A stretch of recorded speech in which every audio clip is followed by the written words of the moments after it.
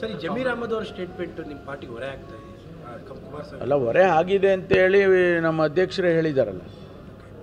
ನಮ್ಮ ಪ್ರದೇಶ ಕಾಂಗ್ರೆಸ್ ಸಮಿತಿಯ ಅಧ್ಯಕ್ಷರು ಚುನಾವಣೆ ಆದಮೇಲೆ ಆ ಚುನಾವಣೆಯಲ್ಲಿ ಅವರ ಹೇಳಿಕೆ ಸ್ವಲ್ಪ ನಮಗೆ ತೊಂದರೆ ಆಯಿತು ಅದರಿಂದ ಅಂತಲೂ ಕೂಡ ಅಧ್ಯಕ್ಷರೇ ಹೇಳಿದ್ದಾರೆ.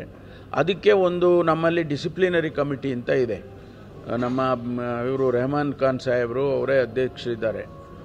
ಅವರು ಒಂದು ವೇಳೆ ಅಧ್ಯಕ್ಷರು ಅದನ್ನು ಅವರಿಗೆ ರೆಫರ್ ಮಾಡಿದರೆ ಅವರು ಜಮೀರ್ ಅಹಮದ್ ಅವ್ರನ್ನ ಕರೆದು ಕೇಳ್ತಾರೆ, ಯಾಕಪ್ಪ ಹಿಂಗೆಲ್ಲ ಹೇಳಿದೀಯ ನೀನು ಅದಕ್ಕೆ ಅಂತೇಳಿ.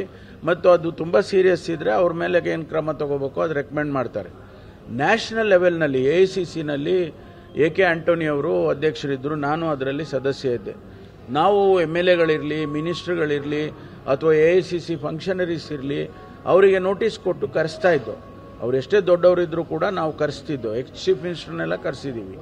ಕರೆಸಿ ಅವ್ರ ಮೇಲೆ ತನಿಖೆ ಮಾಡಿ ಅವ್ರ ಮೇಲೆ ಕ್ರಮಕ್ಕೆ ಸಸ್ಪೆಂಡ್ ಮಾಡೋದಿರ್ಬೋದು ಅಥವಾ ಅವ್ರ ಮೇಲೆ ಇಂಥ ಕ್ರಮ ತಗೊಳ್ಳಿ ಅಂತ ಹೇಳಿ ಮಾಡ್ತಿದ್ದೋ.